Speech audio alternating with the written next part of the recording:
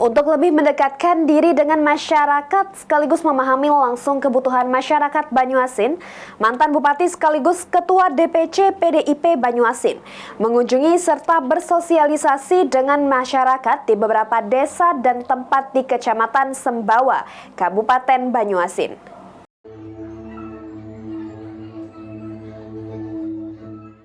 Mantan Bupati Banyuasin sekaligus Ketua DPC Partai PDIP Banyuasin Askolani Jasi bersosialisasi di beberapa wilayah Kecamatan Sembawa, Kabupaten Banyuasin. Sosialisasi tersebut bertujuan untuk menjalani hubungan yang lebih erat dengan masyarakat sekitar, serta mendengar langsung aspirasi dan kebutuhan mereka. Dalam sosialisasinya, mantan kepala daerah ini mengunjungi beberapa desa dan tempat di Kecamatan Sembawa, Kabupaten Banyuasin. Antara lain Desa Lalang, Desa Rejo Dadi, Muara Damai, dan Desa Mainan serta Ponpes Mustafia. Di setiap tempat yang dikunjungi, beliau berdialog langsung dengan masyarakat, mendengarkan keluhan serta memberikan arahan dan motivasi bagi mereka. Askolani sangat berterima kasih atas sambutan hangat yang diberikan oleh masyarakat Banyuasin.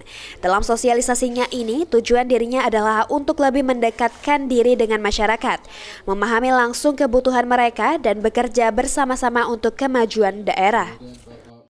Terima kasih Mas, terima kasih masyarakat yang telah menyatakan secara terang-terangan, menyatakan akan mendoakan.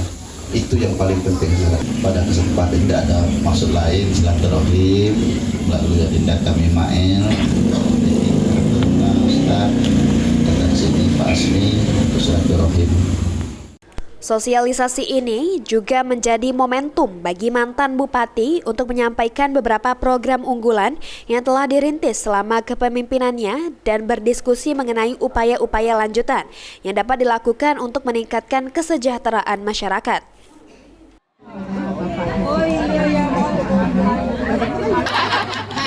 Ini luar biasa. Saya 1, 2, 3. 1, 2, 3. Sementara itu, respon masyarakat terhadap kehadiran Ketua DPC PDIP Banyuasin dalam sosialisasi ini sangat positif. Mereka menyambut hangat dan menyampaikan apresiasi yang selama ini mereka inginkan.